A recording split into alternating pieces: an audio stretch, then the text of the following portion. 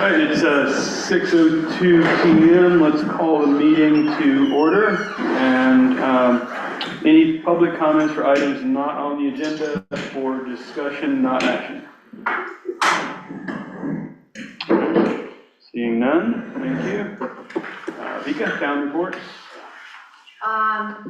Good evening, everybody. So there's a couple of things under the town administrator's report, and at this point there are no other committee reports. So same as always, there are several committees that are in need of members. Finance committee could use a few more people, although this evening the board will be hearing a recommendation of an applicant. Board of Adjustment Appeals needs a couple of members. Transfer station, planning board are just some of the other boards that need volunteers on them. Majority of the boards, with the exception of the transfer station, after this evening should have the capacity to operate as a board, but it is good to have a full quorum for some of those boards. So if anybody is interested or knows anybody, please let us know. And Vika, I do have another candidate for the finance. Excellent. So that there's an executive session after the regular meeting to have that discussion and for the board to make decisions on that. The next thing is the memorandum of understanding with the Recreation Center. So the board did receive an MOU with the Rec Center. Prior to this meeting, they were waiting on one for Kids Place. That was sent to me this afternoon. And so on December 4th, select board meeting, both of those memorandum of understanding will be discussed. It is my understanding that members of the Recreation Center and Kids Place will be at that meeting to be able to follow up with any questions. And it will be nice for the board to have something in place prior to starting the budget season. If we have comments, we should wait until that meeting. So I did receive it today, so I have uploaded it, I believe. I've started uploading some of the documents into the shared drive folder, so if you're familiar, there's each select board meeting. As documents come to me, I put them in some of those. Most of them happen kind of very close to when the information is needed. So my recommendation would be is if you're able to see that information and have an opportunity to look at it ahead of time of when the packet is ready, that could give you some time to maybe compile some questions, and I can send them over to the Rec Center ahead of time so they can better prepare to provide those answers to the board. And is that meeting a workshop or is it? That will be a regular agenda item.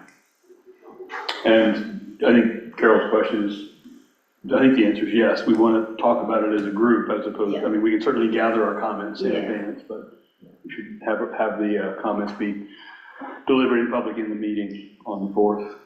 Did you say SharePoint or OneDrive? Where these folders are stacked up? SharePoint. Still SharePoint, okay. Yeah. Or now SharePoint, good. Yeah. Yep. Okay.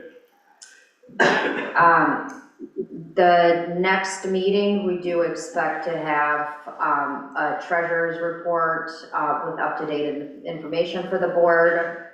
We do have a great addition as a bookkeeper who has been catching up on a lot and learning a lot and fixing a lot of some past issues that had been undealt with. And so those things kind of took precedent to tended to a detailed treasurer's report. All the finances are fine, everything's being paid fine. We just kind of took an opportunity to clean up some of pre-existing messes to some of the other issues that we had that weren't dealt with relative to vendor discrepancies with payments, things like that. And so now that we're nearing the end of having all of that nice and cleaned up, then we'll focus back on to making sure that we have current treasurer's report with all of the detailed information to you. So the expectation is that that will be to you at the next meeting.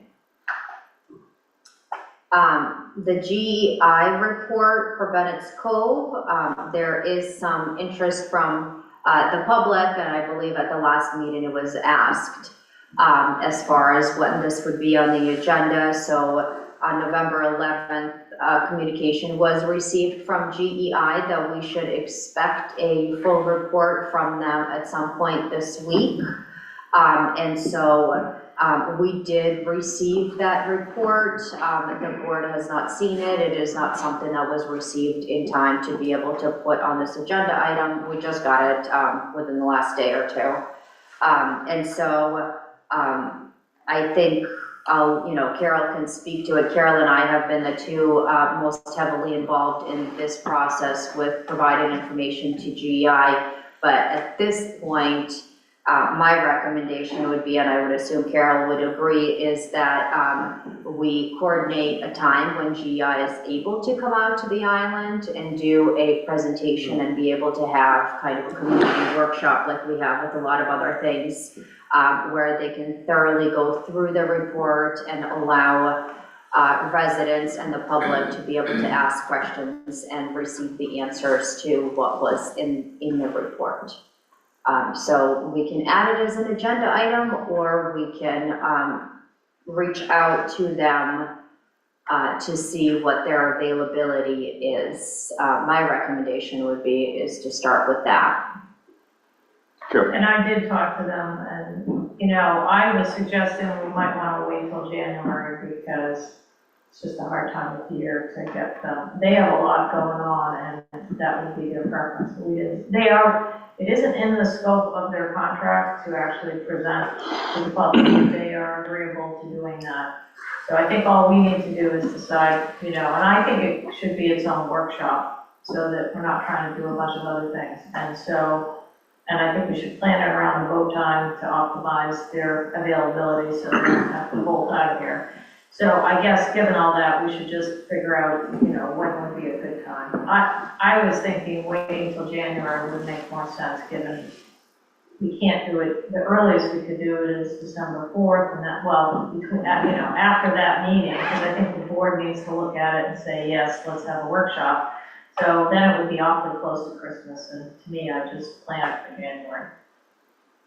Should we go ahead and pick a date now as a tentative date so that we can share that with them? Well, I think I would sort of leave it to Mika to maybe, I think we should probably, my recommendation would be reach out to them and see what their availability is at the beginning of January and do our best to work around that, being understanding that it might very well fall on a date outside of a regular Wednesday meeting.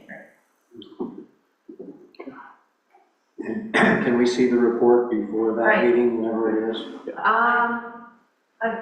I thought I had forwarded it to you today. I may not have. I had several things that I was forwarding and putting in folders, but yeah, absolutely. And I do think that the board needs to see the report and agree to have the workshop to make sure there's no heartburn about what the report says first. So I guess the one thing worth mentioning is relative of and I have not thoroughly been able to read through the entire report, so I don't even know the detail of what's in it. But that separately aside, December 15th is the dateline, so those planks are coming out completely separate from anything that is or isn't in this report. So, for those that might question whether it's tied to that, it's not. Those planks will be coming out on or before December 15th. So I guess I will provide the information to the board, add it as an agenda item to follow up with a workshop, and then I'll reach out to the to GEI in the meantime to see what their availability is at the beginning of January to have a workshop that's only relative to their findings. Does that sound okay? David, anything else? I was just wondering, with the planks out, will landings be able to be continued as in the past prior to the So, as things stand right now, once those planks come out, barging can continue as it had been before, with no, restrictions or anything. No legal restrictions. But for example, what is it, 3 hours before and after high tide?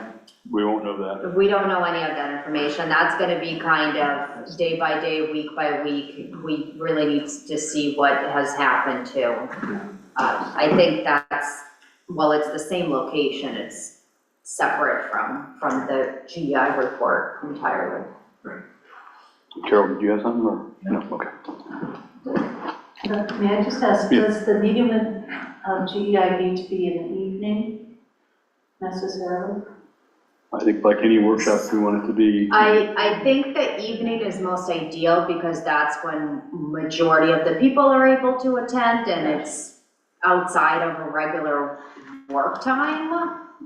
And I think they would be understanding and probably are very familiar with having to work around that kind of a schedule. Great, thank you. At least that's, if the board is in agreement, that's kind of my understanding is that it would be an afternoon, evening meeting to accommodate the public being able to attend.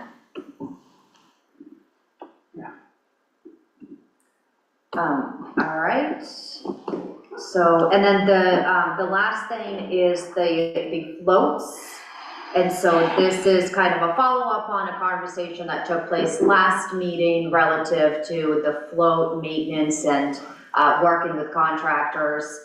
I did reach out to one of the contractors who ended up being kind of the high on the list for the work about setting up a meeting. They did come out yesterday. There were 3 people that came out yesterday. I had 2 members of the coastal waters that joined us for that meeting. And then I did ask Jeff Westcott to be present just because he's now my go-to person that directs a lot of the public works crew. And so at this point, what we're really waiting on is more concrete numbers and what they could provide. And so what we're looking into is how it could work using them with as limited assistance as possible from the current Public Works Department to get the floats removed. They would ultimately end up at the Public Works Department and there's space for them. They did get driven to the Public Works Department to see that location as well. So that was one part of it. The other part is they are assessed and looked at and will be providing the town a quote about the cracked piling that is at the stone wharf on the landing that the ramp is connected to. And so between custom floats and them, it's not a dire immediate need for replacement where there should be safety concern, but it is something that the town, if not able to financially do in this particular budget season, would be able to budget for the next season. So it seems to appear significantly worse than it actually is. Also keeping in mind of the level of work that could be done there in line with what the future work is altogether for that particular area. So with that, once we hear back and I connect with Custom Floats and Public Works and whatnot, at this point, the numbers that we received from them, I don't feel comfortable coming forth with to the board with a recommendation. And so we're waiting on a little bit more follow-up and more information. And then I hope that we're able to provide that to the board at the next meeting. I think as things stand right now, the 2 floats, the closest floats where the tie-up floats are will most likely remain as they had in the past, more or less to accommodate the fishermen. They've been in the water, but also because those are the 2 floats that we have now replaced and we'll have all brand new floats going in there, so there is not as big of concern of them being damaged. But all those decisions will ultimately be made and decided on and brought to the board, hopefully in the near future. So, Carol? And I guess I was wondering, just in terms of, good weather days aren't as frequent this time of year, is there a possibility that we could just authorize you to move forward with that, using your best judgment and with input from coastal waters? Because, our next meeting won't be till December 4th, and it just seems like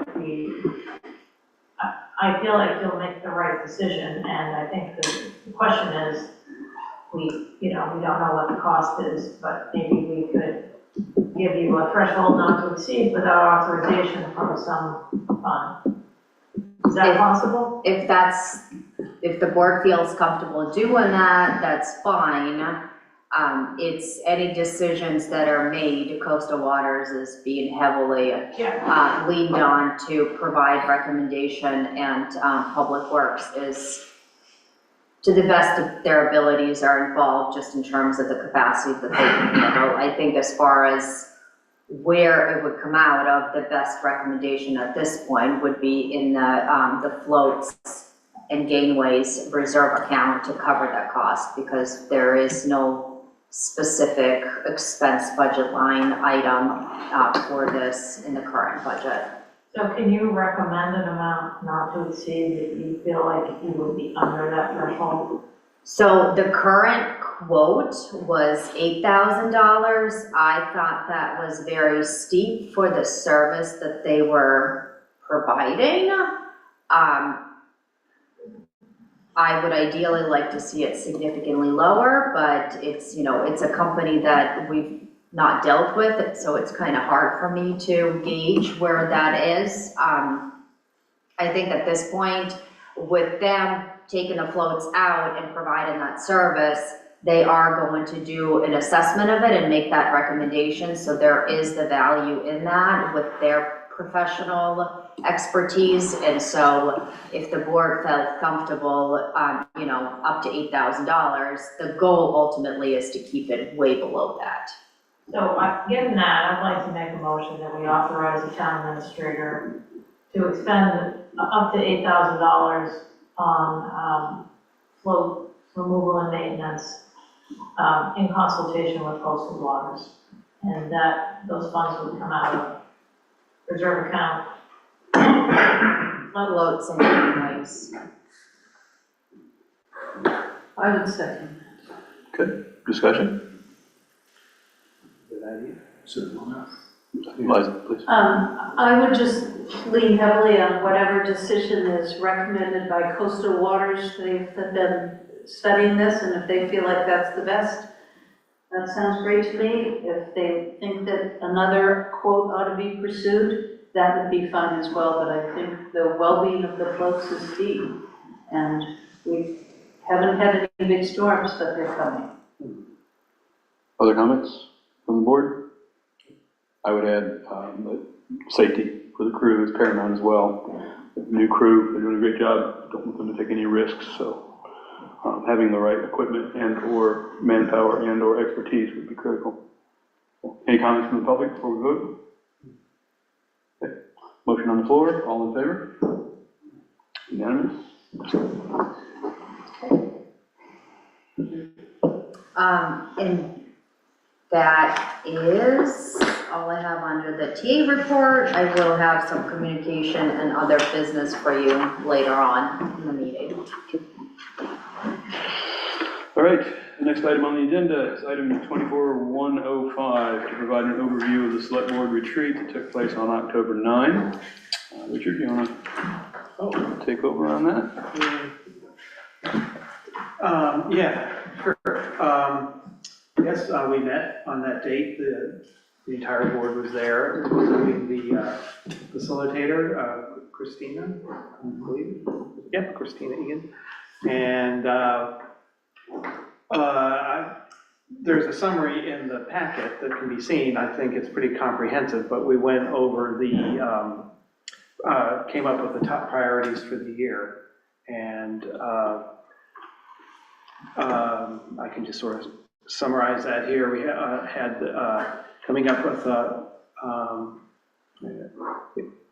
having a financial plan, containing the cost of island living for year-round residents, enhancing the town capacity, and then the two big items also is barging and the stone pier project. So those are big items. As far as we went over the results of the community survey.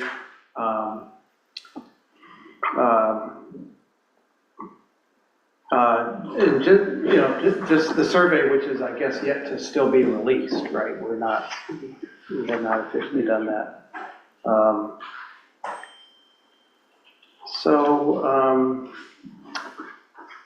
Yeah. I guess I was not too prepared to really lay this out in great detail. I think that's fine. Yeah, it is in, the details were quite nicely written up by the facilitator. Yeah. And I would add that it was a very positive meeting, and the facilitation I thought was effective in helping us lead from the vision of the community as established in the comprehensive plan right on through the survey results on into what we need to be focused on. I don't think it was any surprise to anybody that stone pier and barging were right at the top of the list. Liza, you had something? Well, I want to say as a new board member, what was clear in the retreat was that we're 5 strongly committed people with very different skill sets, and it's a pleasure to be working on this committee, I think. The other thing is when we looked at priorities going through the process with the facilitator, we're very consistent with the results of the community survey and what we think is important from the perspective of the select board when compared to what members of the public are saying. So I think that that was very encouraging.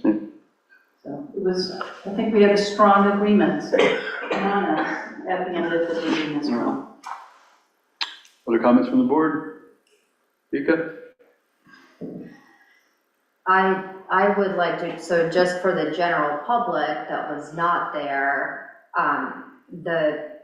the process was very thorough in sense of the fact that the moderator worked with the group to adopt a vision that everyone agreed on, and it is in the packet. And so that vision for the island's future was we want Big Island to be a sustainable year-round community that's integrated with summer residents. We aim to be a thriving community while adapting to change.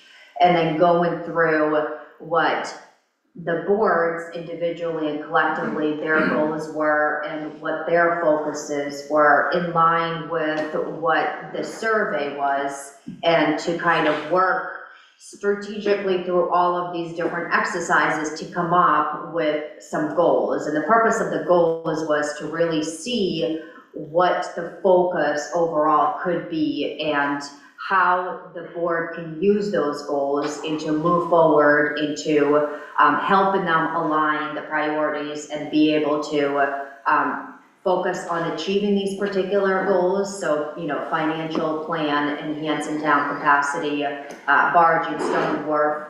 So have those goals. The idea and what the board agreed on was these goals would at some point be adopted and then be kept in mind going into the next budget season. And so these goals would be kind of a stepping stone to keep in mind while going into the budget season, but also being understanding that throughout the process, other things are going to come up and you're going to have to adapt and incorporate those things too. And I think it was very successful, and I think the board worked really well together as a group to come up with that. There are still 2 that we have a little bit language to work out to kind of be more streamlined with the other 3, but I think in the next couple of meetings, I hope to have this on the agenda item for the board to adopt as goals, and these are the goals they're going to keep in mind going into the next year as a board together. Okay. Well, I'd like to add one more thing. I was really pleased to see that a financial plan was first, because that first and foremost is the business of running a successful town. But the second was really concentrating on year-round, making year-round living affordable and looking at housing options that we need to make available for people who will be year-round residents and how important that is. And one of my favorite quotes, I believe you said it, Bob, was, it is for that next generation of people coming through that our work for Harking and the Stone Pier moves ahead. We're doing that for the future, so building that future is important. Thank you. Thanks, Len. All right, Carol. And I was just sitting here thinking that you and Richard are sort of determining how and when to communicate the survey results to the public, and I wonder if a good time might not be, our first sort of budget goals workshop to also talk about the survey kind of findings, and that kind of, they should tie together, and that kind of seems like might be of interest to people to have both of those presented simultaneously. We might make the survey stuff available one morning at a time, but sort of discuss it at that meeting. Mm-hmm. Okay. And I think we have a budget goals meeting scheduled, right? We do. Yeah. Okay. Well, Could we look at having, at the rec center, there are dessert and discussion topics. We could do the results of the survey in that kind of format, or does it need to be, because I think it is interesting to have a conversation with members of the public that's available with the results of the survey, and, or does it need to be in a select board meeting? I think if we're, It needs to be a public meeting that's accessible to everyone. And so I think we should stick with this venue, but we can change the format to be more enjoyable easily. So I think that's a good suggestion. It's going to be enjoyable. I think we could do a compromise and have it here, but make it. Right. Yeah. I think there are a lot of good reasons to feel enjoyable about results. Okay. okay. All right. Any comments from the public on that? John? Yeah, one quick question. John Brent. In the notes, it said the Stone Pier was not owned by the town. I think. Not owned by the town, and there was some. Not intentionally. I don't think. I did not pick that It up. seemed like it was a typo, if I read it right. Yeah. It doesn't be a typo. So I think we sold that. I it's forgot. not town, so I think How much did we get for it? addressed for I got my- parking. So I think there might have been a typo in her writing, because with the acquiring land from the golf course, so I think that's where it's referring to. Got it. Yeah, that is quite likely, because that whole conversation with the golf course was part of that conversation, so, yeah. Yes, we do own the Stone Pier. The town, the people of Chicago own the Stone Pier. We haven't sold it yet. I'm not going there. Jane and then Jack Brazil. Yeah. I'm not a techie, I'll start off with that, but I was not aware that there was even a survey out there until I went to Mahjong one day. That's where I learned all my stuff, I thought. What was the process of putting it out? It was advertised every place that anybody could think of Is to that right? advertise it. It could very well be my fault, but I just really wasn't aware of it. I mean, for me, I would like to have stuff in my mailbox, in my snail mailbox. Just, a thought. I don't know how many people that applies to. Maybe I'm the only one. Okay, thank you. Yeah. And Jackie, you had something? Do I need to move closer? That did not pick you up, so unfortunately, yes. I'm sorry, what did you say? That didn't pick you up, so I would say yes, please. Sorry. Unless you want to scream. Unless I want to Be louder. what? Oh, yes. Could you say a little more about that phrase, enhancing town capacity? Somebody want to take a shot at that? Eliza? I look at how hard people work in that office, and the fact that it there's so many things that need to be done, especially by VECA, that looking for more ways to help out, we can get more things done. There's a lot of work that we need to do to tackle, to be proactive, not just responding to the things that need to be done, and then following up on lots of recommendations that people make. So I think at some point, looking at how can we have more capacity within our town employees to get some of this stuff done, looking at the challenges of the stone pier and handling grants and all of the hoops that need to be jumped, South Shore Drive, East Shore Drive, grants that are available. I think that all of that is sometimes stretches the capacity of what we have with the one person running the town too thinly. So I think looking at ways to improve our capacity for the town is big. And if we're looking at some housing ideas, that's a capacity we don't have. One of the concerns we hear again and again is we're a community that leans heavily on volunteers, and that has become problematic. So how do we shift it from a volunteer-based get her done to making sure our town is able to get things done that we as a town would like to get done? How'd I do? You did very well. Yeah, I'd like to add to that and say that with my 15 to 20 years on the board, with a couple of years off, we've never had as many challenges before us as we have now. And in the earlier years, while we're learning how to become a town, we're doing pretty well. Now, all of a sudden, over the past couple of years, the challenges have escalated. And that is causing a lot of angst amongst everyone in the town too. I basically had no clue what that phrase meant, but I'm interpreting that perhaps it means capacity for running the town. That's it. Thank you for asking that. Good question. Can I add? So I don't know, did you get a chance to look at the packet? So the goals, the board worked to develop each one of those goals. And so for enhancing the capacity, the specific goal that the board was leaning towards to adopt was because the challenges of the island demand more town capacity to effectively address, the town will hire or contract planning and engineering services, pursue interns, fellows, seasonal staff to advance goals related to storm recovery, obtaining grants, moving infrastructure projects forward. Long-term staff needs will be assessed and recommendations brought to the town meeting in 2025.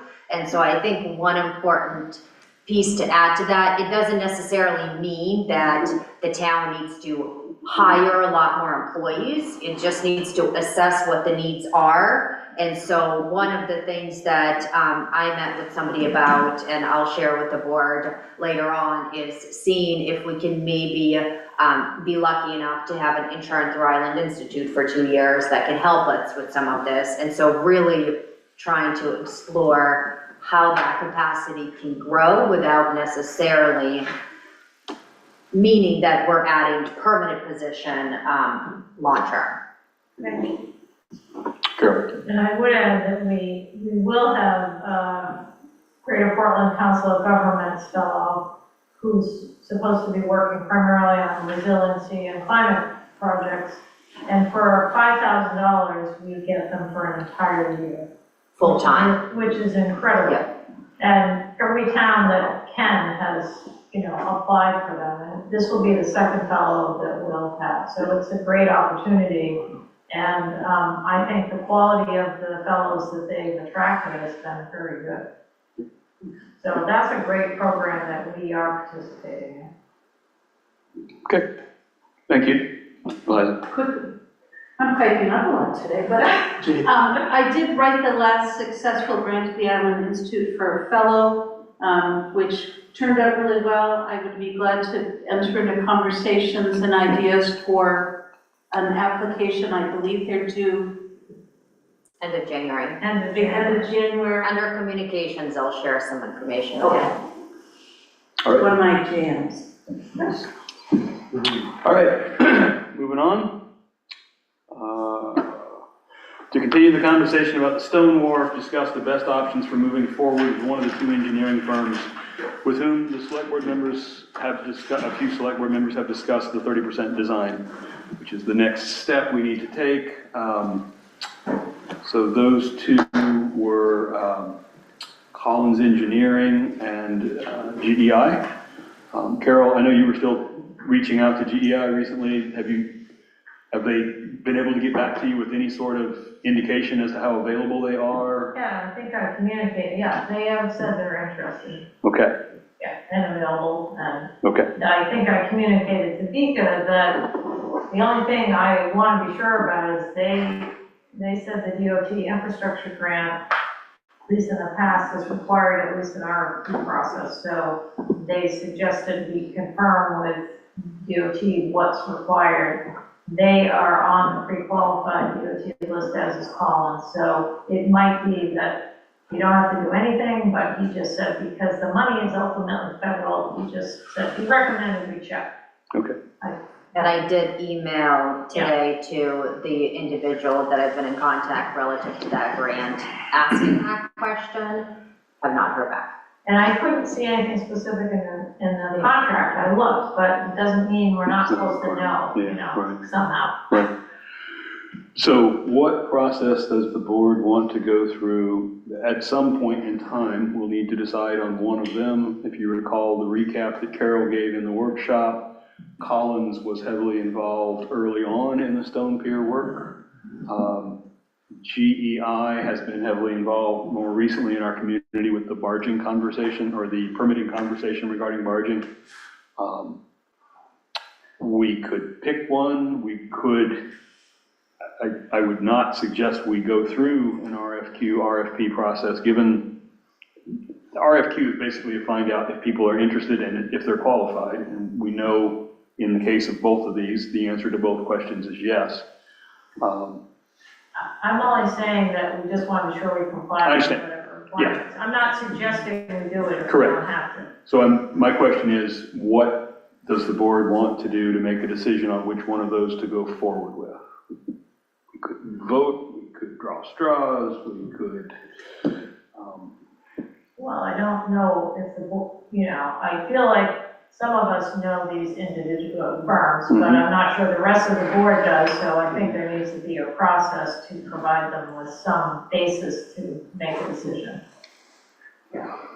okay, do you have a process in mind? And that typically that kind of process or that kind of function would be served by an RFQ process. Do you have any other process? I mean, if we are down to 2 firms, we could do an interview process, we could, I mean, I don't think, I mean, I shouldn't be speaking for my colleagues here, but if they've never seen these firms and talked to them, I don't know how they know how to weigh in. You're right, you're right. I mean, And I don't think it should be based on like a 1 or 2 person recommendation. I think the board it's a big, I hope that whatever, I'm kind of tired of dating. I kind of want to have a long-term relationship with some engineering firm that we can go to the, you know, completion with here on the stone pier and potentially other projects. Because we have a lot of infrastructure projects we got to deal with. So I kind of want to, this is a big decision, I think. And so I think it should be the board should be comfortable with that. I agree. I'd rather not go through any kind of permitting process because it's just going to add time. But if we are required to, then we need to. So. Should we set up a 1 hour or 45-minute Zoom with each one of them and get as many board members to those as possible? It's always challenging trying to do scheduling. We could do some sort of a doodle to try to find a date that works for the most people possible. I think in this case, because they're engineering firms, doing it during the daytime would make more sense. Yes. And so I think that's reasonable. I think what the board needs is some information to prepare for those meetings. So like, you know, there should be maybe a OneDrive with all the important stuff or someplace, I think the presentation we did, just people should be up to speed so that they can formulate questions that they might want to have for these guys. I don't think it's the same as a job interview like we would do with an employee candidate, I'm trying to think, we've done this before, and I don't know that we've had a list of questions per se, it's been more of an interactive conversation. We've done an interview with potential engineering firms before. I have, but as part of the town, I'm trying to think of what projects those were on, but Doesn't ring a bell for me, but I don't remember things well. Can I ask? Because, last, So I guess maybe seeing the 3 board members who have not been involved in this process, are there questions that are jumping out of you that you feel like you would ask that help you determine one way or another to narrow that down, or to what would be helpful for you to make a determination between the 2 recommended firms that the people that were tasked to find found? I would like time to develop a set of questions and be able to ask the same questions in both interviews, so we're comparing apples to apples. Some of it, I can't come up with what a good list of questions would be off the top of my head, and would rely on experience that you have for what's important. But I like the idea of, I like the idea of an interview with both of those firms, and having some of the same questions so that we have some good sense of comparison. So it's more than a conversation, and we can score them. So what did you think? Was that a 1 or 2 or 3? Follow-up to that is, what kind of information would be helpful for you to come up with the questions that you need to feel comfortable going into this process? How long they've been in business? What types of projects have they done in the past? What are they working on at this time? How committed can they be to the job with capacity in the future? Who would be the point person, and what other similar projects have they done similar to what we're looking for? Right off the top of my head. So what you're looking for is very similar as to what comes in an RFQ. Yeah. Like, what are their qualifications to be capable of handling this position? Right. but to do so in a 45-minute or 1-hour Zoom meeting as opposed to making them go through preparing a full-on. Absolutely. Dave? Yeah, you just said what I was gonna say, that would shortcut the process and not make it so formal, but we do need a structured set of questions and then set up a time for interviews, and I think that could take us a long way to getting everybody on board with the same information within a reasonable time without putting too much stress on the companies. Carol? I would say that both firms, I think, are qualified, that's my opinion. I think they have pros and cons, and I don't want to get into them at this point, but I think it's really sort of deciding who's the best fit for our town and projects, and so that, to me, I think having a set of questions makes sense, but I think we can put it upon ourselves to look at their websites and get a sense of what the firms are, rather than asking them, being on the receiving side myself sometimes. Rather than trying to do that, ask them to prepare that, I think we can let them know ahead of time. We want to know what projects you've done that are similar, but I think we can put it on ourselves to look at their quals information on their own websites, because frankly, I don't think we want to solicit that kind of information from them. Yeah, some of the questions you brought up, I agree that if you go to their websites, you can read a lot of that there. And I would add that with Collins, it was 2016 or 2017 and 19, maybe. It's been a while since, so I think it's important that even though we have experience with them, we kind of revisit where they're at. Yep. Dave? And I would just say I would agree with that. I think that the questions we want to ask are to be very specific to the project at hand and not general qualification. Would it be helpful if I set up a folder that you all have access to where you can kind of throw your questions in, so then the board's not communicating or trying to pass questions to me while I pass them on, but then just kind of a general location where all that goes in, so you can have a better understanding of the questions that are being compiled by you? sense. And then in the meantime, we can reach out to the firms to see what availability they have, you know, in the near future for an interview-like process. And then we would advertise that without public input. So it would be kind of a closed workshop is really the biggest way that we could do that. I think an hour is more than we would need. I think we would need maybe 30 to 45 minutes for the conversation, and then 15 minutes to discuss it. I also think we need to give them an opportunity to ask questions. We should, you know, assume that we're the most desirable client. Bad assumption. How about we set it up as 45 minutes with them, 15 minutes with them having hung up the phone, and we talk afterwards to debrief. And during that first 45 minutes, we get to ask questions of them, they get to ask questions of us. Make sense? Yeah. Okay. And after, let's set a deadline of Monday of next week for everybody to have the opportunity to put questions into that folder. Is it okay if Bob and Carol and Vika work to narrow the questions down to a compact list at that point? Absolutely. And can we set a goal of having these two conversations? I was going to say before the Friday that's before our next meeting. That's not entirely practical because of Thanksgiving. I think it's gonna be, I think the first week of December. So we're not going to be able to discuss it at our December 4 meeting?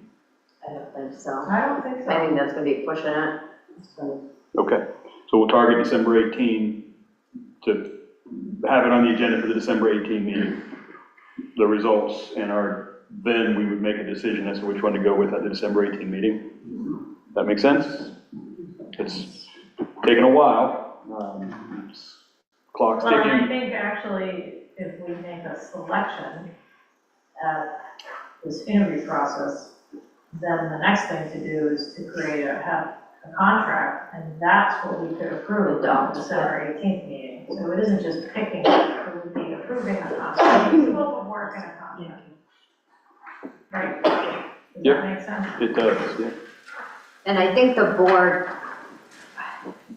I don't think I'm speaking out of line here, but I think with the transition that the board has taken at this point in the discussions that you've done publicly and the discussions that you would have with each one of the firms, the process for it to be done adequately, it is the scope of work and adopting that contract that would need to be done at a public meeting. And so the board can, since it is in essence going to be an open public meeting, have these interviews and then, you know, kind of do a quick little recap, and then reach out to the firm that you want to come up with the scope of work and a contract that could be adopted by the board at a following meeting.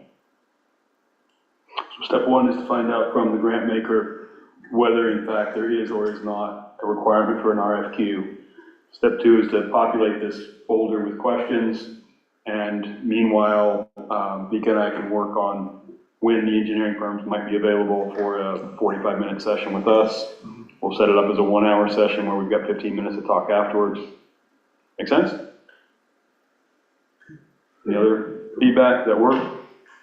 Is your goal to try to do them together? I mean, at the same time? I think. That could be very Well, and effective. then that way we would make a decision. Mhm. Or back-to-back, day-to-day, or something like that. Yeah, so Like I mean, keeping it I would close try to together. do them in a, maybe not the same day, but within days of each other so we can just decide. Not like a week apart, Right, Yeah. yep. Okay, whatever's practical really, but. yeah. All right. Any more comments from the board on that topic? Comments from the public on that topic? Okay. Thank you. Moving on, to discuss John Whitaker's, item 24-107, to discuss John Whitaker's suggestion to assign members of the board to continue discussions with the Grinnell family relative to the land swap recommendation and take any necessary action. BK, you want to kick that off? Conversation So you had? there wasn't anything in the packet for this, just kind of a recap. The board had a proposal in front of them from the Grinnell family. It was discussed. Board got a recommendation. I followed that up with the family. They had some questions about the way the board chose to make that recommendation, and ultimately asked whether the board would be okay with assigning a couple of members to continue the discussions with them, and they felt like there was, what they recommended was just starting the conversations, and they want to continue them to see if some consensus could be agreed upon by both parties. And so I told them that I would bring it to the board to make the decision whether that was an interest of the board or not, and let them know. Okay, thank you. Any comments from the board? Suggestions, thoughts? Carol? I just have a question. What did we, was the last meeting the one that they were here in person? There was an executive session that took place with the board, talking in detail about option suggestions, and the board ultimately had a recommendation of going to the property owners and suggesting an easement agreement versus the proposed land swap, and that was not favored. And so Not favored by the Grinnell. Correct, and so John Whitaker reached out asking if a couple members of the board could be assigned to this discussion to continue discussion outside of public meetings to see if some consensus could be agreed upon to bring back to the full board. Good. Comments, thoughts? I just wonder what else needs to be discussed, since we pretty much came up with our response. And then they responded they don't like our response, so I'm assuming we owe them another round of negotiation. No? It was asked, and Yeah. so I was following through, letting them know that I would bring it to your attention, I see. and you could make the determination whether you want to assign board members to continue the discussion or not. So I think that's the question in front of you, is do you, as a board, want to select two people that can go and continue any sort of discussions with these, with the Grinnell family about the land swap or any other plans that could become up, or not? Well, I guess the first question we have to ask ourselves is how firm are we on our prior discussion? And if we're firm on that, there's no reason to continue. If we think that there's room for I don't know, for some kind of movement one way or the other, then we should talk about picking a couple of people. So, I can't answer the question as to how firm we are. I would suggest that we've made an offer and they're free to make a counteroffer. I don't see the benefit of a subcommittee, my opinion. I think when people disagree, one side thinks they're right for their point of view, and the other side believes they're right for their point of view. But often when people have a discussion about it and see each other's side of the story, it's easier to reach a good compromise. So I think that's a good idea, to have two people from the board meet with them, and both sides can have a conversation about what the different reasons are for both sides, and see if a compromise can be found that's going to be satisfactory to both sides, the town and the Grinnell family. Good. Seems to me that's possible. Thanks, Larry. Carol? Yeah, I guess as a board, I think the board made a decision, made an offer. Apparently that's not acceptable to them. I would not be opposed to a single meeting with representatives from the select board and the town administrator and the code enforcement officer. I think should be there. But a single meeting, not sort of a subcommittee working to resolve the conflict. I think the other alternative would be they could send us a letter explaining their concerns or position, but I actually think just a conversation would probably be more expedient. But if we are gonna meet with them, I think it should be clear that it's one meeting with Pika and Paul present, so that, the goal is trying to, satisfy everyone, and I think that may be difficult, so, I'm not against having one meeting, and I just think that we have a lot of things on our plate, and we have spent a fair amount of time on this, made a proposal, and so I'm willing to kind of have a conversation about it as a board, as a couple board representatives, but that's about it. Do we need a motion on this? I don't think you need a motion. I mean, if you want to make a motion for a public record, or if you want to make a motion selecting 2 board members, being specific to what I think that's really where, to be accountable as a board, if you want to make a motion with the specifics of, similar to Carol said, one conversation with these individuals present, I think that would be beneficial in terms of engaging that conversation and having to follow within that requirement. And David?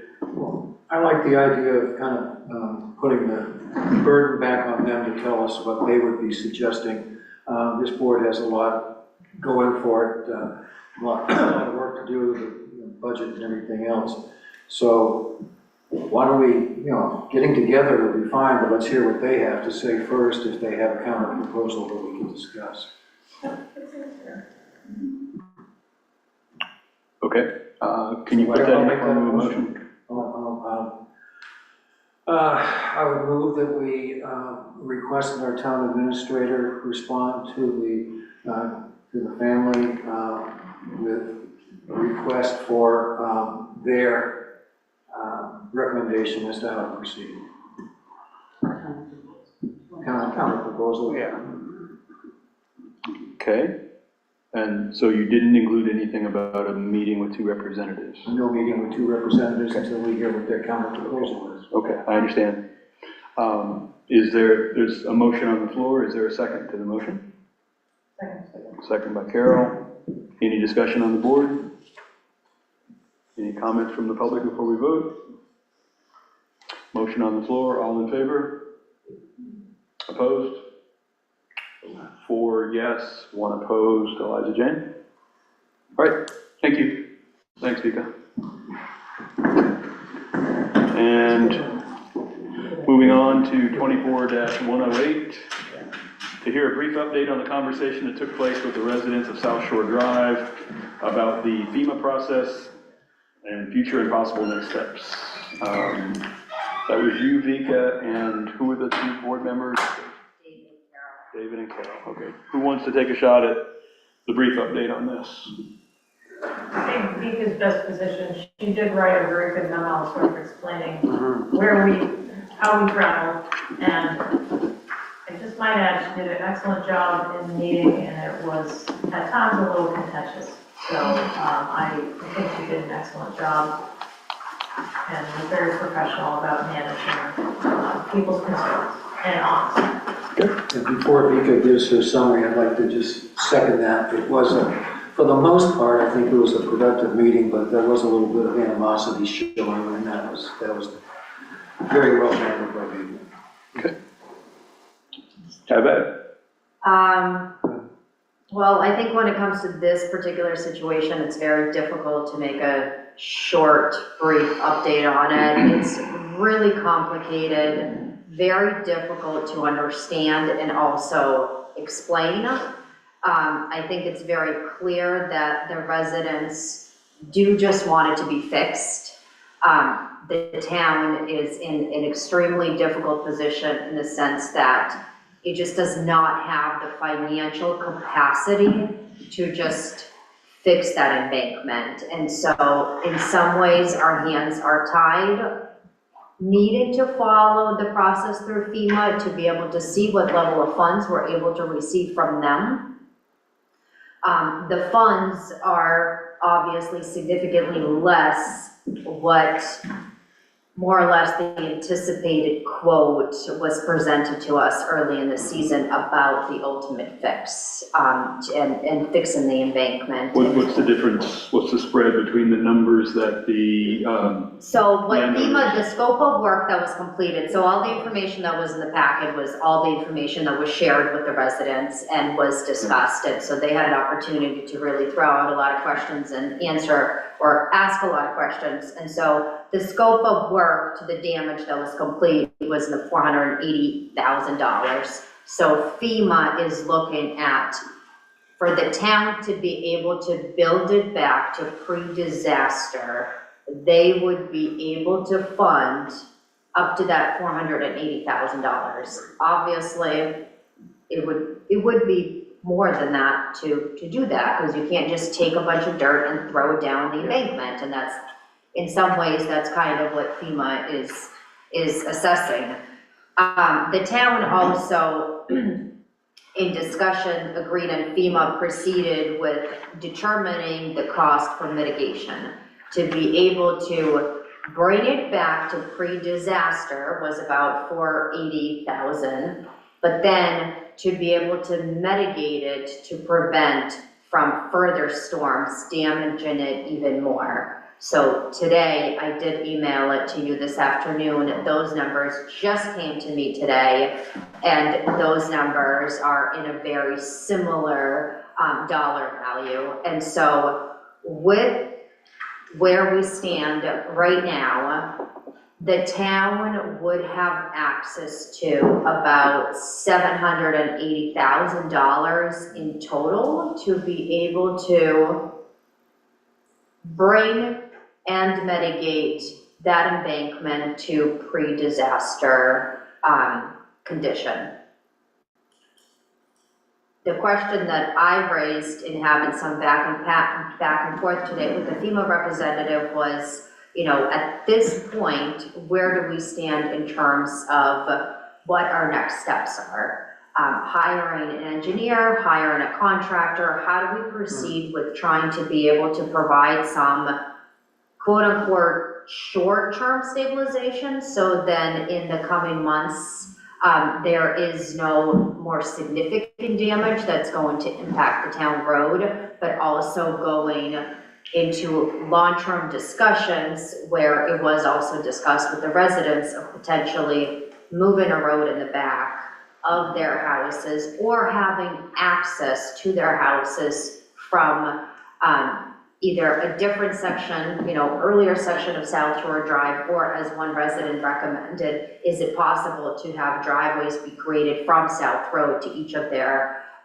roads, which is questionable whether that's even possible or FEMA would even involve the idea of that. And so at this point, the decision that the town needs to make is how to proceed in terms of doing pre-storm condition work to that particular location and or mitigation, or changing the scope of work and then doing pre-storm work to kind of stabilize it, but then put energy into long-term work of possibly relocating the road. I think the reality is that to be able to reinforce that embankment would be significant, and the funds are just not there to be able to that detail of work. And so my very limited knowledge of this is, I think we've reached the point where we need to really involve somebody,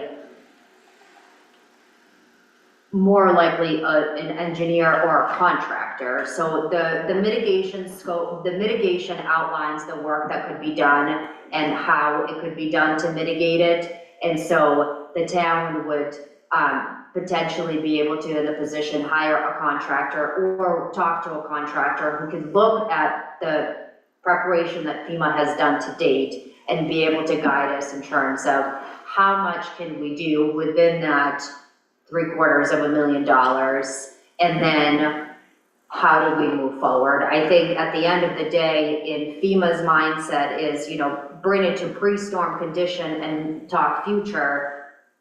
The money that we're able to collect from FEMA, it's just not going to offer us the amount that is going to be needed ultimately to deal with that. And so we really should bring in somebody that can help us determine what that cost could be, what we can do with the money that we ultimately could and have been designated from FEMA, and then how do we proceed with long-term discussions of what's going to happen in the future in, 1, 5, 10 years down the road.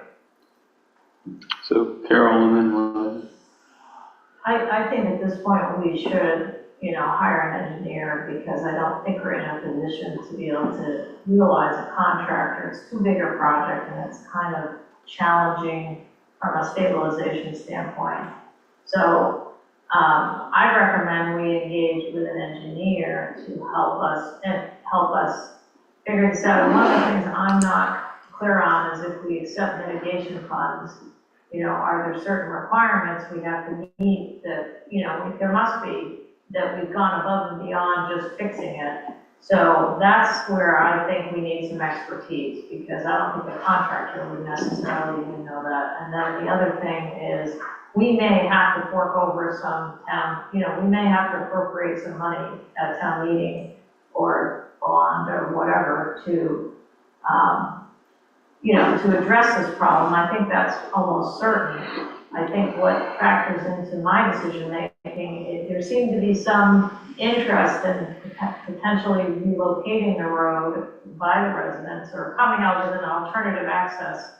And so I think that could affect kind of the extent of our commitment financially and, technically to fixing the site. Because if we really want to pursue that alternative, we don't want to, we want to do what we have to do, but not more than that. So I think that kind of those conversations, looking through the notes that you had prepared for the meeting, it sounds like, moving the road in the FEMA process does not seem practical or feasible time-wise. Because that's a long-term process, and there is a deadline with this FEMA process, isn't there, Victor, where we have to make a decision? Yeah, so one of the questions that I asked this afternoon was, so when the report came, I did quite a bit of back and forth just trying to understand, because it's, I have not been through this process, and I feel like even for the people that have been through this process, the language is just so, it's very difficult to understand. And so I think I just kind of repeat myself several times, just making sure that I understand as things are being answered. And so one of the questions that I asked that was, is the town able to fix the embankment to pre-disaster and work to relocate the road utilizing FEMA funds? Immediate work is needed, and the relocating of the road cannot happen quickly. So it is likely that all of this will cost far more than what FEMA is able to cover. So that was my comment too. And the response was one or the other. The project is written to fix the embankment with mitigation. If you use those funds to fix the embankment to pre-disaster, what funds are left to relocate the road? And this is, I agree with what Carol is saying. I think it's just, we've kind of walked through the process with FEMA to the extent that we're able to.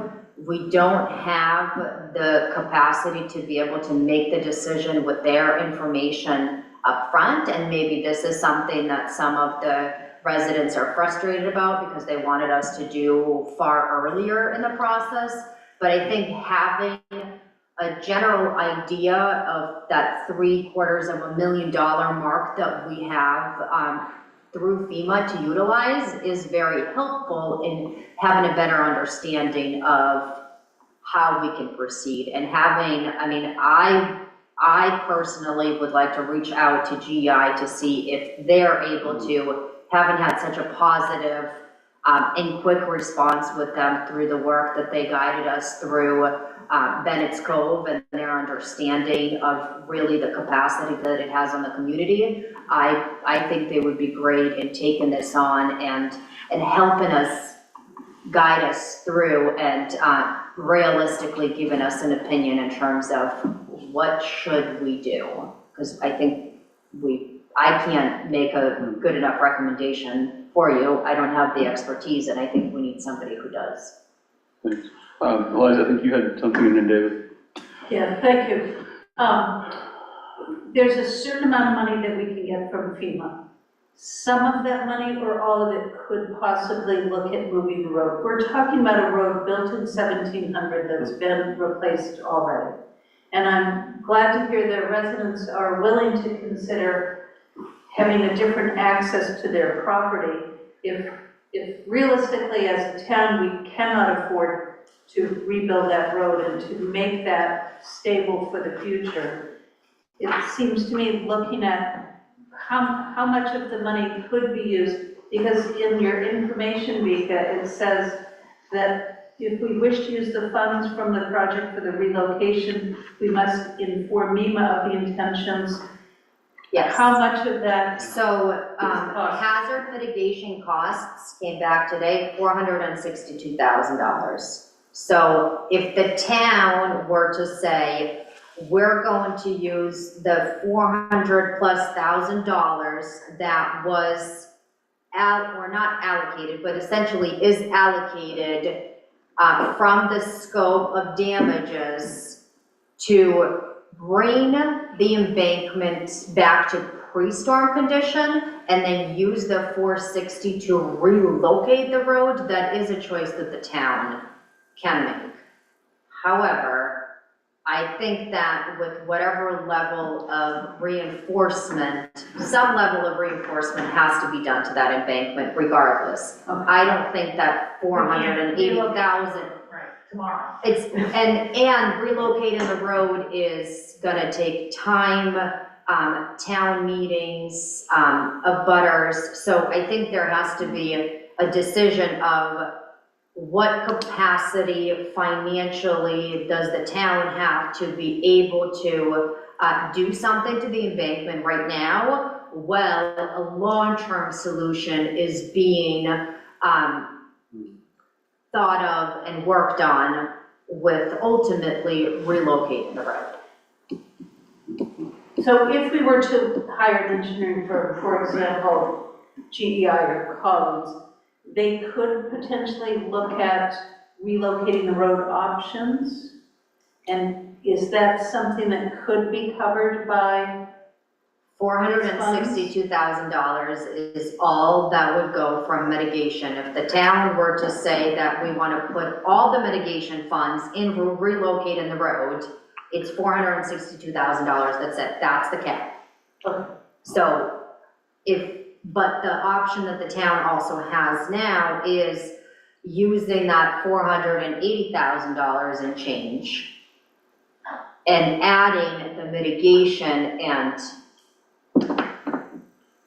and this is where I think that with the information that we have, we need a professional that can guide us through what the next steps are.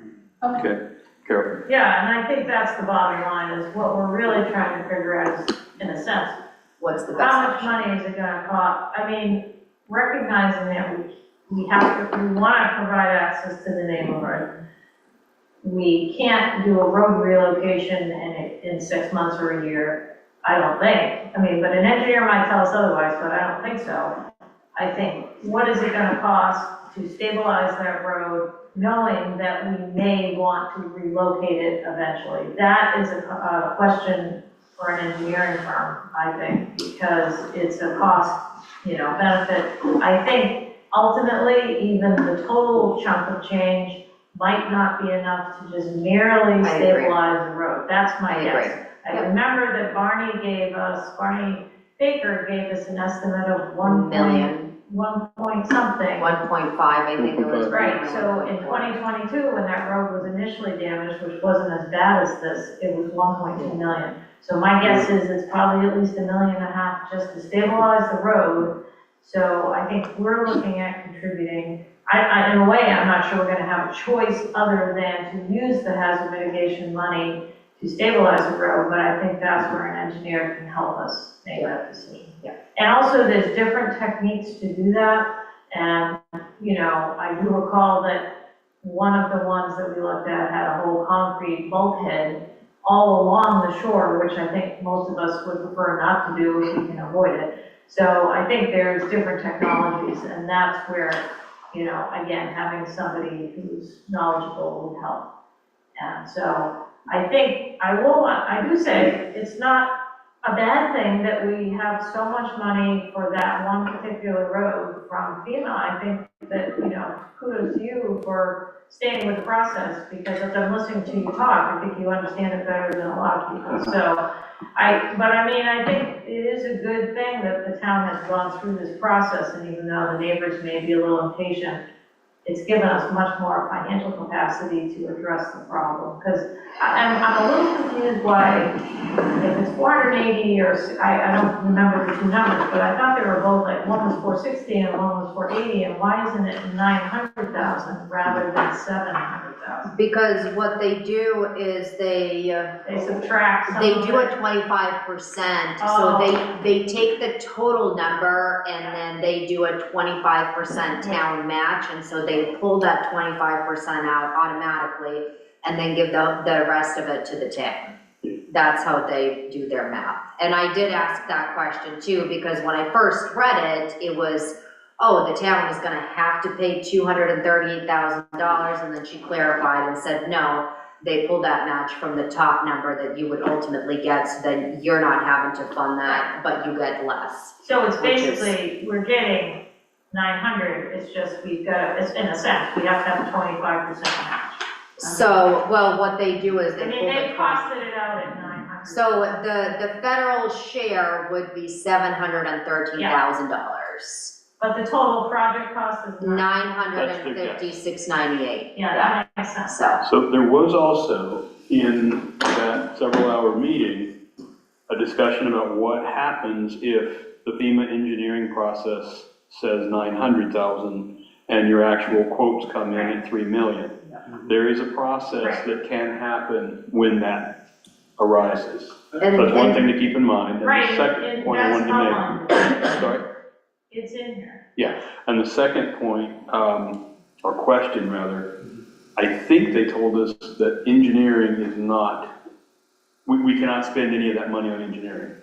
Is that correct? And so, and that's the question that I've asked is, at this point in the process, engineer or contractor? And the answer that I got is contractor, but I still go back to, I think it would be wise of the town to see what that cost would be for that. And, because I mean, if you look at the services that GI provided to the town for the assessment that they did relative to Bennett's Cove, it's a small cost for the information that came out. And so that's kind of what I'm envisioning.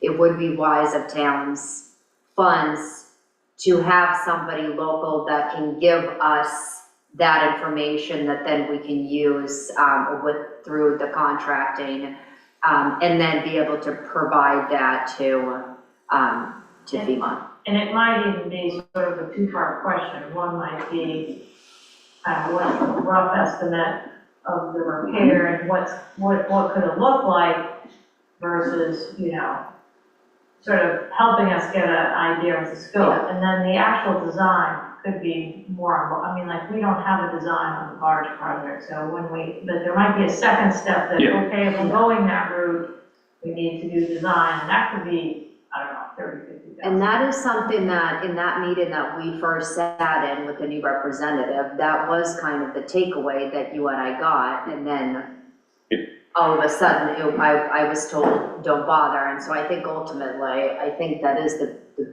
best step for the town to proceed, is seeing if there is an engineering firm can give us a quote to look at all of this information and come up with a proposal of It's almost like what. conceptual design. Step one is conceptual design, And cost estimate. a costed conceptual design, yeah. And I think the difference is too, that if they're like, oh, this is $2 million, we could make the decision, as Bob said, to sort of challenge Yes. the amount Yeah. and say, we really think it's more. Yeah. If we have a qualified engineering firm kind of making that statement, then we have a better shot.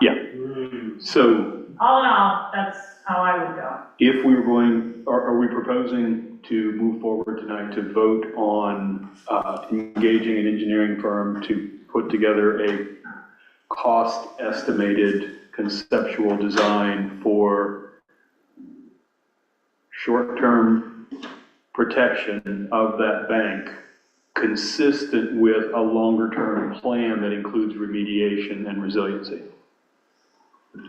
Up to and including moving of the road and lateral slope. So Carol? Yeah, I don't think I think tonight we should be, by consensus, give Nico permission to, pursue this with the engineering firm. I don't think we're in a position to define the scope of those Right. services. I think they might need to help us figure out what that is. Should we ask Vika to set up a meeting with, it sounds like you're leaning toward GEI for this project, for this initial I project? mean, I don't have a lot of experience with a lot of firms, but I've been very happy with how quick and proactive they've been, and so I would love to see if they'd be interested in taking this on. But then, again, we also have a lot of other projects that, And do we have any requirements, again, for, we can just hire a firm, we don't have any requirements under FEMA? not that I've been told, but that would be a direct question that I would confirm Right. in addition, because So I think, assuming that we don't have any requirements, I twisted some arms to get them on the, still on the barge thing, and so I don't know what their availability would be. But I think it is, the initial question we're asking, sort of like the advice on the conceptual side, is not a huge amount of time. Right. And so I think that's what we really need, and then if we're gonna go forward with the design, that might be into the future of it. Right. So I would suggest maybe Vika and I set up a call, because we have a relationship with these guys already, and see what the options are. see if they want to Get them to finish. come look at it. Have they, on their other visits out here, have they walked down there at all? Okay. We drove them down and they saw South Shore Drive, the Right. landing, and so we did briefly just say, They didn't this stand is, under this the is a different issue that we have altogether, so it wouldn't come as a surprise. Right, okay.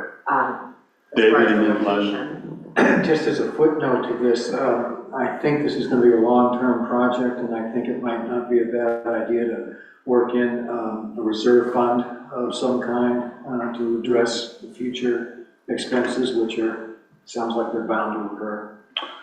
We did reword one of the capital funds in such fashion that it, for at least this initial chunk, we could pull it out of that one. There's, so the old Indian Island Reserve account was reworded to be, I don't remember the exact language, but it was like coastal erosion, or so it's relative to any kind of coastal erosion damage or things like that the town incurs, and engineering and work could be. So it's specific enough that. And there's 40 or 60K I think there's sitting in it. close to 60 grand in it, Yeah. So we could use that So, as yeah, first that round, but would then up that funding as we get into the capital process, as we learn more. So is it the sense of the board that Carol and Vika can go after that as soon as possible and try to get some ideas from them, and then wrap FEMA into the equation as well in terms of. And then if there is anything then that comes from the firm, it would come to you for official vote to, for a vote to proceed how you as a board agree to do so. Yeah, hopefully by December 4th, I know, Yeah. get going by then. It's a short 2-week period because of the holiday, we have to remember that. So Vika, just one question on this. Is there a deadline for decision making with FEMA on this? So it's 2 years, they say that it's 2 years post declaration that the work should be done for this particular type of a project, but there are extensions that could continue, so it's, How about I'm more concerned that they run out of money before we get it.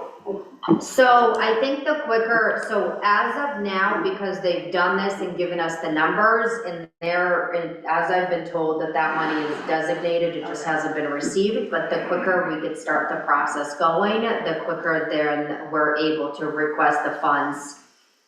MEMA will hold the funds, and then MEMA will give the funds to the town. Okay, and Eliza, you had a question? Yeah, I was also concerned if we're now looking at having an engineering study and that will take time, will the funds still be there? And I am concerned about trying to save a banking that in the long run is just going to continue to do this without looking at a solution that involves changing access. I like the idea if we can negotiate with owners in the area to have agreeable access without having to invest in a banking that will just continue to be taken by Mother Nature. In an ideal world, if the short-term repairs at the base of the bank can be executed in such fashion that they protect the bank from further erosion for the next couple of years, even with some temporary netting or something that covers the upper part of the bank, and if that short-term protection at the bottom is consistent with turning the area from the upland edge of the road out to air into a slope, which is the preferred method for erosion control, then the owners are now looking at the space beyond their yard, their front yard. Instead of it being a road that's flat and about to erode, it becomes a slope that is landscaped and has the benefit of that toe at the bottom of it, which seems to be consistent with the nature-based designs. If all, in Bob's dream world, if all that worked out, everybody would live happily ever after. But it's an engineer who knows what they're talking about, not a select board member who doesn't, which is me. Carol. And just to clarify, the road's passable right now. Yes. And so there might be some limitations, but it's not like people, there are certainly other communities where people don't have access. Yeah. But everybody has access. The majority of the residents are seasonal. So, I think we have to keep it in perspective because, it needs a fix, it needs attention, but there is nobody who can't get to their house and there's no public, service emergency issues there at the moment. So I think we all recognize long-term is a concern, but I think it's not like there isn't access at the moment. And as of now, our public works crew is planning to continue to plow the road, and our most seasoned plower, who's been a long time part-timer, will be the person with a very good knowledge of the road, plowing that road specifically to ensure that it is done right and it is safe and accessible. So. For fire trucks in the Yeah. Yeah, that too. All right. All right. Further comment from the board? We're good. Public comment? Okay, thank you, Vika, and thank you to the board members who were working on that. Other business, does anyone have any other business to bring up at this point? I never know what category these things belong in, but you have to re-enroll in order to be eligible for continued funds from the climate resilience, whatever that is, the Community Resiliency Partnership, which we enrolled in 2 years ago. We have to re-enroll. Ideally, in the best of all worlds, we have a workshop for the whole community and, have a big presentation, but given our bandwidth, what the climate action team has suggested, there's like a form that I have taken a stab at filling out, and they haven't added it, but they will add to that. And I'm just gonna share it with the board, who is the decision maker, about our initial enrollment, because I think we need to be re-enrolled by early December, so that's the way we're going. And I just wanted, so I'll be sharing a link to that form, you're welcome to add comments and your thoughts. There's some just very open-ended questions. Does your community feel like they're in a better place after participating? Do you have concerns about financial aspects in the future? I mean, I think they're all questions you might have some thoughts on, so feel free to tag on. But it really isn't feasible, we didn't think, to do it in a workshop, given everything else we all have going on. So that's the format we're gonna do for that. Is your thought that we should have it as an agenda item to vote on it at the next meeting? It doesn't need to be voted, we're already enrolled, we're just re-enrolled. It's a self-assessment, Okay, so it's not like we're making, it's a self-assessment about and we're how not we feel. allocating funds. Right, no money involved. Good. On that same token, so Long Island and Shabig had been talking with the Maine Forest Service about wildfire grants. There's a big federal grant, well, that's kind of in limbo land right now, but mostly Julia and John Morty over at Long Island are contemplating putting together a joint grant to do a wildfire assessment plan, which is what the Maine Forest Service suggested we do. So so they had a meeting today, Island was on there for a few minutes, but they would hire somebody completely to do this thing.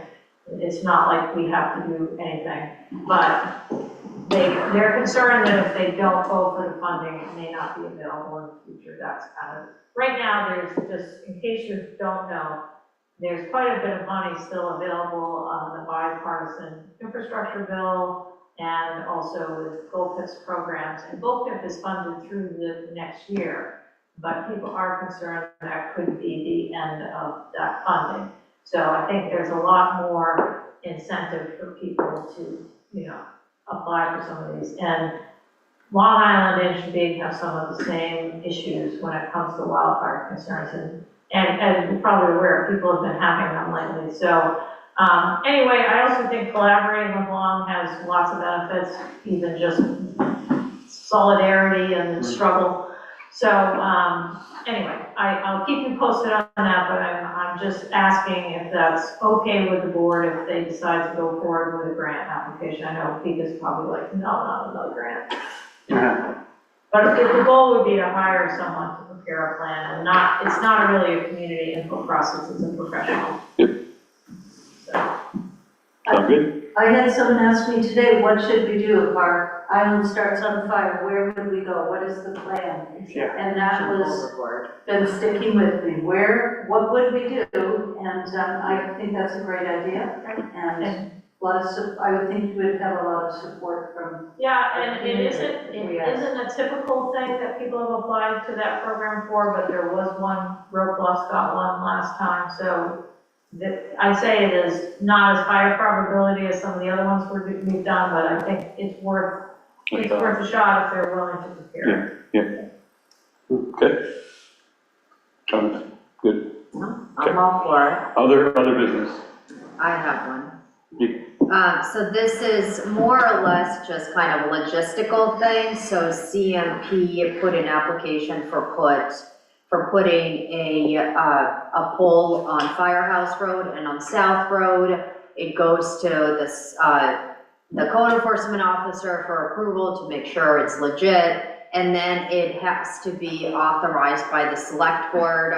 I talked to Paul today, he looked at it, he's fine with it to proceed, and so I'm hoping I can just get a motion from the board authorizing me to sign the CMP poll application, so I can sign it and send it all over. Where's the pole going? There's one on Firehouse and one on South Road. These are new poles that? Yes. Yeah, so CMP's looking for permission from the owners to place a pole on their property. Code enforcement officer has to visually inspect and approve it. He did, and the next process is it has to be signed off by the board. And so rather than having an agenda item and having it in front of you, if you just authorize me to sign it, I can sign it, send it, and then they're happy with it that way as well. I'll make a motion to that effect. Authorize town administrator to sign the CMP poll application. That's exactly what I'm going to say. Okay, thank you. Is there a second? Second. Second by Richard. Discussion? All in favor? Thanks, Mika. Okay, other business. You know, I want to talk about a housing authority at some time. Yeah. I just want to bring it up here, Yeah, make sure that we can move that ahead quickly. Yeah, that's on the list for agenda items, hopefully for December 4th. We'll have to figure that out on Friday after Thanksgiving when we finalize the agenda. I think that's when it is. Carol? And sort of along the same lines, we did receive a couple grants, I think Beacon knows, but, and I mentioned it to Liza Jane, but I would like to, on a select board agenda, maybe go over those grants and kind of the scope and amount and figure out, you know, so everybody's on board, because we've kind of let them sit for the moment because we've got so much going on. We're finishing up our GoFit grant right now, so I kind of have too much happening, but I think it would be good to kind of actually go over it in a select board meeting, and I'll put together a table, which I didn't share with Pika previously, but kind of, I think, you know, we need to discuss how we're going to implement them, and I think the GB Cog fellow will be a good resource for that, frankly. Do you want to target December 4 if it's possible to fit it on the agenda, or do you think Do we have a meeting in the second? December 18th? Yeah. I would maybe do that one, because who's going to want to think about super serious things? This would be a little more fun, I Okay. think. Other business. Thanks. Well, I mean, it's not kind of like brain work, you know? Other business? Going once, going twice. Okay, communications. Vika, anything? Yeah, so one that I have is, it was an email that some of the board members received relative to an invitation for storm response and preparedness in working waterfront communities. This is something that is being put on and was sent out by Island Institute. And so what they're asking for is to have people, you know, from the town show up, but then also see if there is somebody that can kind of put together a brief little memo about it. And so this in particular email was sent to Kyle Korber, I think, I'm assuming as a result of him being on the planning board.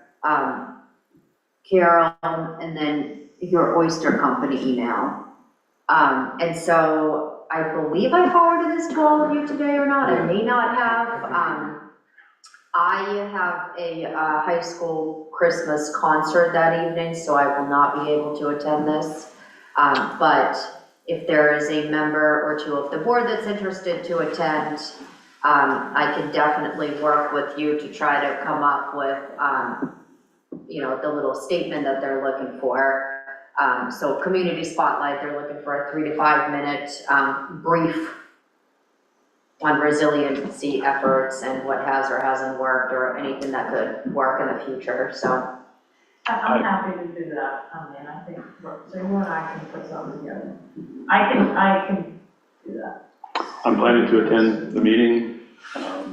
Okay, so there will be a board or two able to attend that. Okay. And if there's going to be more than 2, we'll need to publish it needs as to a be meeting. published. Yeah, No, that's not true. If we're not conducting We're not meeting, town, we're just sitting. if we're not conducting town business, it's not a meeting. We're attending a public meeting.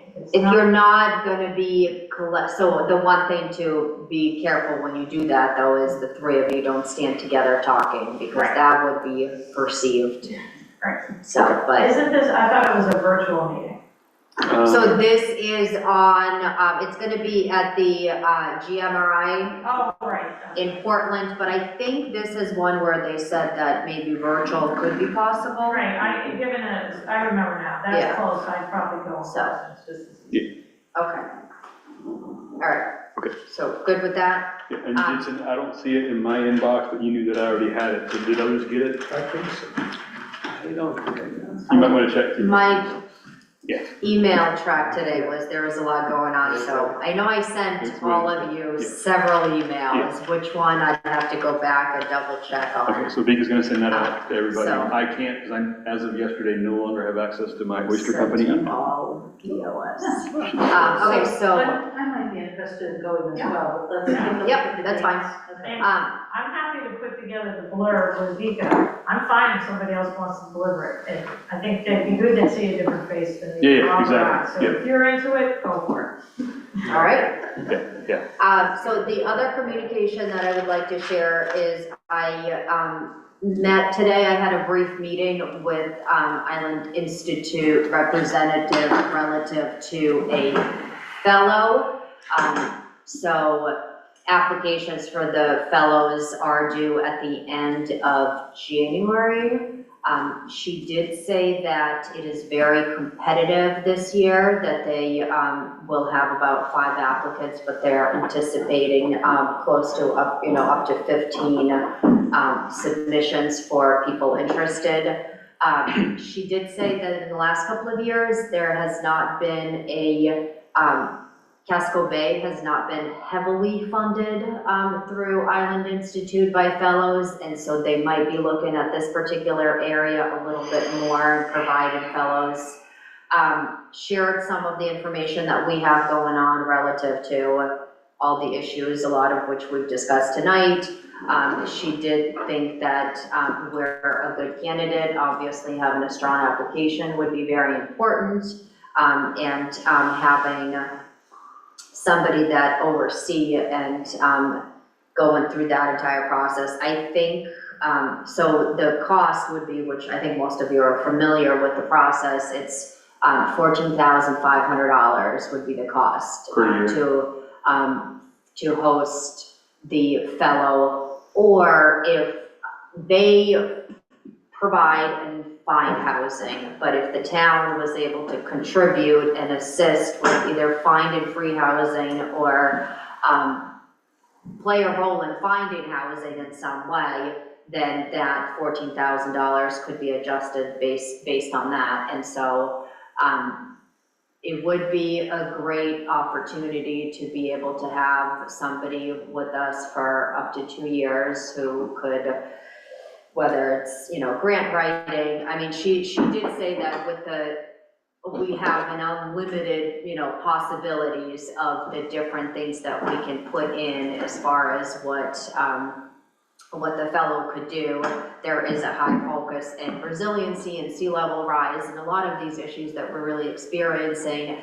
And so just being mindful when we are, if we choose to, which I hope we do, submit an application, being very open with your words, so then we don't limit ourselves into some of the things that could be done by the fellow if selected. But I do think that it is something that the board should consider, and I think it would be a great opportunity if there's been fellows on this island for other organizations. It's been several years since there was a fellow for the fire department a few years back, but to be able to help with the town, I think this is something that would be great, especially in terms, one of the goals that we were talking about earlier, trying to find ways that we can find coverage. So that's. And it's $14,500 a year less any. Yes. Housing we can come up with. Yeah. Okay. Yeah. So yeah. thoughts? And those are the things that would be worked out, if the town doesn't want to play any role in helping the housing, it would, it would come onto them. I think it would be in the best interest of the people who are associated with the town to try to help with the housing, because ultimately the cost could come down a little bit, and it just would be a nice thing for us to try to contribute, rather than them searching on Facebook Marketplace looking for a place. Thoughts? Great. Eliza Jane said she's great at the applications. I'm good, I'm all in for having a fellow, and I think having 2 or 3 people to come up with what are we looking for as a community, and what is the Island Institute looking for supporting a good application. I think we do have a good shot at it. Yeah, and I will say that being on the board, the focus for the fellows program is pretty climate oriented. Yes. So, libraries and Yep. other types of projects are not going to. It would be very specific. So we talked about, contributing to grant writing, contributing to, updating our comprehensive plan, to helping the town and be more organized in handling all of these different sea level rise, erosion projects that we have, focusing on having a concrete plan to what the right-of-way to shore accesses are, how they're accessible, and how they're, so there's a variety of different things that could be focused on, but yes, as Carol said, it has to be very specific to kind of a lot of the concrete coastal erosion, sea level rise, and climate action relative. And we did talk about the climate action team, and this fellow could also play a role with the climate action team in continuing a lot of the work that they've done. So I think great opportunities for the fellow. Unfortunate, we have so many wonderful opportunities for that, but it was a good conversation, and I think with a strong application, we have a shot, even as, I'm hopeful. I mean, 5 applicants, possibly 15 applications. Would you be willing to be a supervisor of us all? So, I would.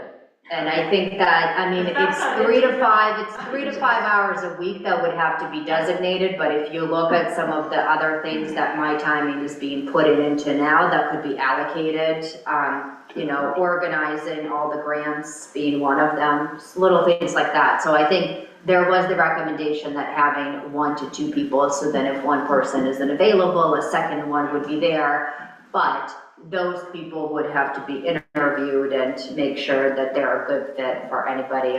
And then ultimately the town would have a handful of people that they would interview, and then the town would make the final decision and who they want to pick. So in the past, when there's a description of what the job would be, then the Island Institute is recruiting candidates for the program, Yes. and they would offer us 3 They would candidates. choose several candidates, and then the Shebig would ultimately interview who they Those want to. 3. Yep. And it would be, so through the budget process, this would be something that the town would be able to budget into the fiscal year 26 budget. We would know by March whether or not we are chosen one or not. So if we're not, then the money could still, be reallocated. If you are, then the money could still go through to allocate for the cost of it. And then it would be in September that the fellow would officially start. Yeah, and I think I wrote a fellow into one of these grants, I think, as a possibility. Yeah. And this program is just for municipalities, is it not? No, the rec center has had, Carly, Yeah, and that's what I was several, getting at. I was afraid that might be the case. Do we know if anybody else is applying for this program from the island? No, but we'll put the word out. No, and the Island Institute would know if anybody else yes, approaches. that was not a sense today that anybody from Shebig. What was clear was that not a lot of has been put into Casco Bay in the last couple of years, and so they will be interested in trying to increase how many, interns they put into Casco Bay in the coming, But potentially again, increasing our chances, as slim as they might be. and as Carol mentioned, applications that relate to climate and resiliency are probably going to get pretty A few of those. strong attention. Yeah, if we had any such issues. Almost any coastal community's got that need. Yeah. Yeah, well, and that's why I think she said there are so many people interested this year, and I think for, similar to what the other fellow through JP Cog, yes, it's $15,000, but they'll be working for the town 35 hours a week. Yeah. That doesn't even cover in, part-time as employees' benefits sometimes, so. So we were looking at the rec center doing a grant, and there was another organization on the island also applying for fellows, so we backed off and didn't do it. The other application wasn't successful because it is very competitive. So hitting the bowling lane, keeping your eye on the target is going to raise our chances of success. So if the board supports it, And Nico, who's your contact person? Lisa, These are, yeah, what's her name? Met, Yeah. yes, okay, yeah. So is the sense of the board that we should move forward with an application? Oh, yeah. Okay, All right. Judge, other business from Can you? we come up with, who's gonna start working on the application You? besides me? I really would be glad to, but there needs to be I need to have input about what I'm looking for. I know what they're looking for, I'm happy to provide, I mean, I don't have a lot of bandwidth, I'm happy to help with kind of the topics. But I think the housing is the other part that we kind of need to get moved, that's a challenge, and I think, I think if you can get moving on that too, that's even a bigger. Absolutely. But you probably have. I'm good with that. Yeah.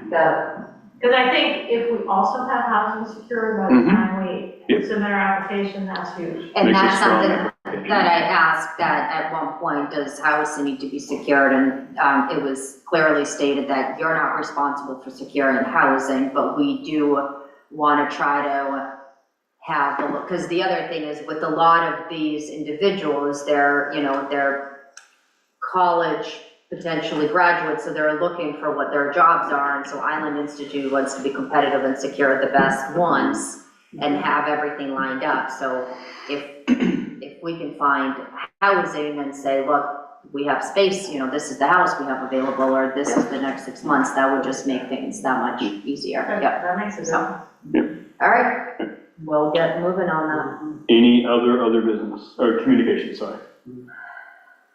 Probably, but I think this is Okay. Well, This is all I can think of at the moment that I had written down, and I probably should have gone in the other section for me, but I will provide a very brief update on, so I think we're hopefully maybe gonna have a finance committee that can start working, and I have been exploring, I've been trying to find some financial advice on climate resiliency projects, and I've learned a lot in the process, but bottom line is I'm in communication with a couple people, including the Island Institute, and there's a person here, actually she's in Cumberland, but she's a climate expert, and so she has some connections in the financial field with bond banks.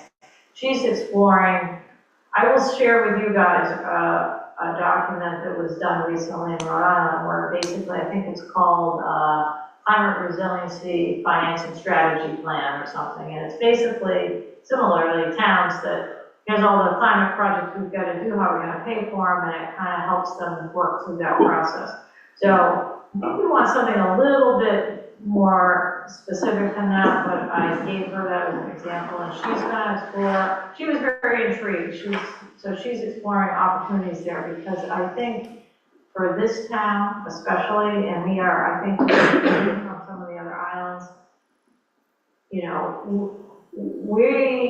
will be challenged to kind of make some decisions about some of our infrastructure projects based on our financial capacity. So I think, we're going to be balancing long-term risk against what we can afford. And if the funding landscape has been very generous, if that really dries up, we're going to have to really, be hard. So I think given all that, it would be great if we could get some financial advice in the climate infrastructure side of things.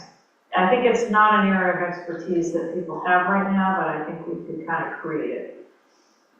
So they were interested, and it is sort of being done, but mostly for cities, not for people outside. We're kind of the opposite problem. Big projects, not much, tax base. In the towns, cities have, hundreds of millions and multiple projects, but it's a completely different animal. Yeah. Okay, thanks. That wrap communications up? Okay. Approve the minutes from November 6th is the next agenda item. I believe they were sent out, yes? Yes. Yep. I did not see any errors. Anybody want to make a motion? I'll make that motion. Approve the minutes of, whatever date it is. November 6th. Is there a second? Sure. Second by Richard. Discussion? All in favor? And didn't see any problems. Okay. And item to be placed on a future agenda. I've had a couple of conversations with board members in the last few days. Housing Authority is one item that's on the list now for a future agenda item. And Jenks Road, what to do about Jenks Road is another one. And then as of tonight, for December 4th specifically, the two MOUs from the Rec Center and Kids Place will be one. At some point in the future or in a separate workshop, it'll either be an agenda item in a meeting, or it sounds like we're leaning toward a workshop, the GEI presentation on the results of the work that they've done to see whether there could be a permit issued down at Bennett's. Hopefully by December 18, we'll be able to talk about the conversations we've had with Collins and GEI. And then on December 18, review the grants that have been received, where we are those grants as per the table that Carol's going to send out. Those are the items that I wrote down tonight. And that might be a good meeting to talk about housing authority at the same time. I mean, I was thinking, you know, I think we need to move on sooner. There is a opportunity through Main State Housing with a short window, and I think that it's, so would be next good to agenda. move fast.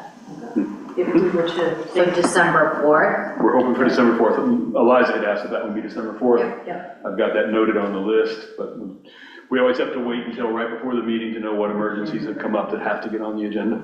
Good, thank you. Yep. All righty. With that, I would entertain a motion that we enter executive session as per all the language on your agenda. So Can't do that. You gotta read it. we move into executive session pursuant to 1 MRSA 6A Personnel Committee applicants. Is there a second? Second by David. All in favor? All right.